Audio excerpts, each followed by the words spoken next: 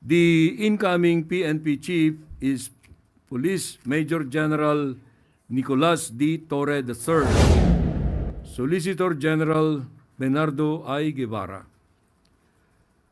He is to be replaced by UP Law Dean Darlene Berberabe. Tinanggap ba ng Pangulo yung resignation po nila or hindi? Sino sila? Si Secretary Boying Rimulya and Secretary Declined yung resignation niyan. si Secretary John Vic Rimulya. Declined din. Pari bang humingi kami ng detalye bakit po si General Torre na 2-star general ang napili ng Pangulo bilang susunod na hepe ng PNP? Each resignation accepted is based on a careful assessment of whether the standards set by the President for efficiency and leadership have been met. Some have delivered, others have not. The following officials have been informed that their resignations have been accepted. The first one, Solicitor General Menardo I. Guevarra. He is to be replaced by UP Law Dean Darlene Berberabe. Dean Berberabe will enter the service as the new Solicitor General. She took her oath this morning before the President on the strength of her broad experience as an academic and legal professional. She graduated summa cum laude in philosophy in the University of the Philippines and was the class salutatorian in 1999 of the UP College of Law. While she was a student, she already worked at the Kizumbing Torres law firm. She later joined Procter & Gamble as general counsel. In 2010, she assumed as the chief executive officer of the Pag-ibig Fund, and there she became known for her transformational leadership, good governance, integrity, and excellence. Her strong philosophy background will help her use the wisdom and the ethical leadership she has gained from deep reflection and rigorous study to competently perform her tasks as the Solicitor General. The second whose resignation is accepted is the resignation of CHED Chair J. Prospero E. De Vera III. She will be replaced by CHED Commissioner Shirley Agrupis. We are grateful for the service. No, there is another one that I will have to announce. The PNP Chief. Oh, bakit?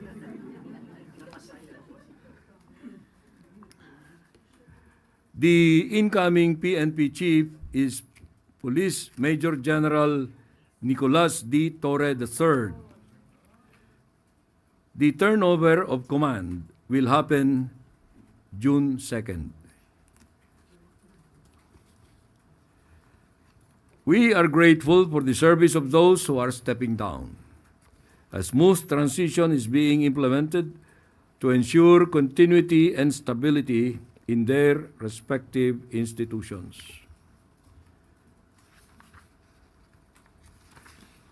This is not a purge, let me remind you of that. This effort is the President's commitment to a government that works fast, delivers results, and meets the expectations of the Filipino people. As the President has said, he will not hesitate to make the necessary changes to keep the government moving forward. Thank you. I will now take your questions. Yosores, Radio 630. Hello. Good afternoon po, ES. Ano po kaya yung naging rason ni President Marcos Jr. doon po sa pagtanggap niya ng courtesy resignation ni Solgen Guevarra? Well, si Solgen Guevarra has been there since the beginning, no? And maybe it is time for him to go to another venture. And so the President accepted his resignation to allow for fresh blood to come in. One follow-up lang po. If I may point, sir, last March, Soljan Guevarra recused himself to represent the Philippine government na mag-represent po doon sa cases filed at the Supreme Court ng children ni former President Duterte in relation po sa pag-arrest sa kanya ng ICC. Naka-apekto po ba yun as factor kung bakit tinanggap po ng Pangulo yung resignation? Oh, I don't think that that was a factor at all because if you recall, there was a strong clamor for the termination or removal of Solicitor Guevarra at the time. The public perception that gave rise to this clamor must have been about his taking the opposite side of the issue. But you know, he and the president had a conversation about this, and the president respected his ethical decision to recuse. Now, if there was a reservation about his professionalism at that time, the president could have already removed him. But the president continued to repose trust in him. So up to the decision to accept his resignation, Solicitor General Guevarra was still there. Ace Romero, Philippine Star.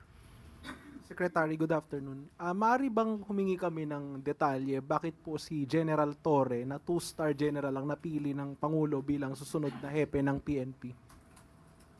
Wala akong may bigay na detalye dyan. Ano? You know, the appointment of elements of the officers of the PNP, there has to be kept confidential. Okay? We should respect that confidentiality.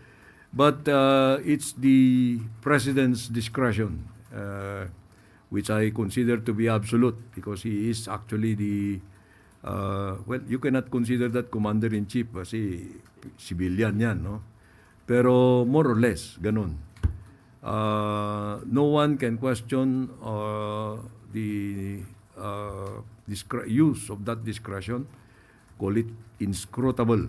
But right now, the considerations that weighed in the choice of General Torre should be respected. Kasi he oversaw many high-profile operations including yung kay Pastor Kibuloy and then recently yung kay yung pag-aresto kay former President Duterte. May kinalaman po kaya yung naging handling niya ng mga ganong operations sa naging choice ng Pangulo? Hindi ko masasabi yan dahil alam mo si Presidente always demands performance. Kahit na ano yung pinagawa sa iyo, you must have you must exhibit some level, high degree level of performance. So maybe that is one. I'm not going to discount that. But there may be other qualities of General Torre that he might have considered in comparison to the qualities of those others who were not given this responsibility. Salamat po. Eden Santos, Net 25. Good afternoon po, ES. Yung pong pagkaka-appoint ni General Torre, inaasahan po ba na magkakaroon ng mga demoralization or sa hanay po ng PNP yung pagkaka-appoint po sa kanya Bakit ng Pangulo? naman? Dahil kung titingnan po yung mga background po ng iba pang contender, hindi po kaya magdulot ito ng problema sa hanay? Palagay ko naman hindi dahil professional yung mga hanay ng kapulisan, no? They're all very great professionals. They're very decorated individuals. So they just follow what the commander-in-chief or what the president desires. So hindi po naman ito reward sa kanya, another reward ng Pangulo yung kanyang Alam mo, lahat ng promotion reward yan, ano? But most promotions are given on merit. So let us assume that this was given on merit because, you know, it was not an easy decision on the part of the president. He considered, to my recollection, 5 names, no? And you must probably have an idea of who those 5 were. But as of this time, the decision was already made and it favored Police Major General Torre. by the time he accepts this appointment, he will have the 4 stars. That is the regulatory rank, the stars. Thank you po. Ira Panganiban, DZRJ. Yes, General Torre will be serving 1 year and 9 months, if my calculations are correct. That means he will be one of the longest chief of the Philippine National Police to serve. Does this mean there are going to be more of activities that he has been doing in the past that we can expect in the future, like what happened to the KOJC, the Duterte incident, and all other incidents that General Torre has been involved in? Well, let him show to us. I do not understand too well the question. No? Performance is always depending on the situation. In these kinds of operations of the police, he was given an assignment, yung KOJ ang sinasabi mo. He went at it like it was an ordinary thing, very professional. So we should praise him for that. There may be other situations like arresting a kidnapper. That's another kind of operation. So let us not judge a person on the basis of one that he had done very excellently. Baka yung next na kanya, palpak siya. Ibig sabihin nun, it's not going to be easy for us to predict. Follow up lang. So, serving for a year and 9 months, the longest I remember of a chief PNP serving very long is something like 6, 7 months, 8 months at most. A year and 9 months. Does this mean better stability for the Philippine National Police, considering that you are going to have a chief that is going to serve for quite some time now, na matutuloy-tuloy yung mga proyekto nila? You know, look at it this way. No? All PNP chiefs serve at the pleasure of the President, whether they have a term or not. If the President wants to terminate them, he could do that. But let us just expect that General Torre will be there until the end. That's all I can say. Will be there performing his best until the end. Everybody of us would like to do that ourselves. Thank you, sir. Once again, Eden Santos, Net25. ES, hindi po hair follicle test ito, ES Yun lang pong kasi si General Torre po ay na-appoint na as PNP chief. How about yun pong courtesy resignation ng iba pang mga involved dun sa illegal arrest di umano ni dating Pangulong Rodrigo Duterte. Yung resignation po ni na DILG Secretary, DOJ Secretary Remullaz, are we expecting na sa mga susunod na araw ay meron na rin pong yung resulta? I do not like your qualification of the arrest as illegal. No? That is an opinionated statement made by somebody. I will not name who she is. But from our point of view, the arrest was perfectly legal according to according to international law. We have debated that in the public domain for a long time. But no one can tell me now that that was an illegal operation, procedure, or you know, when these representatives of the executive were invited to the Senate investigation called by the Committee on Foreign Affairs, I immediately transmitted a letter telling the Senate President and the chairman of that committee that we are going to claim executive privilege for all the parts that are covered by executive privilege.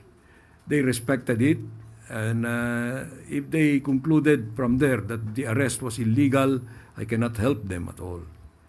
That was the Question last po. question. Yeah, but Thank the you very question much. po is yung assessment po yung sa performance nila ng Pangulo, kailan po natin na inaasahang babanggitin kung tinanggap ba ng Pangulo yung resignation po nila or hindi?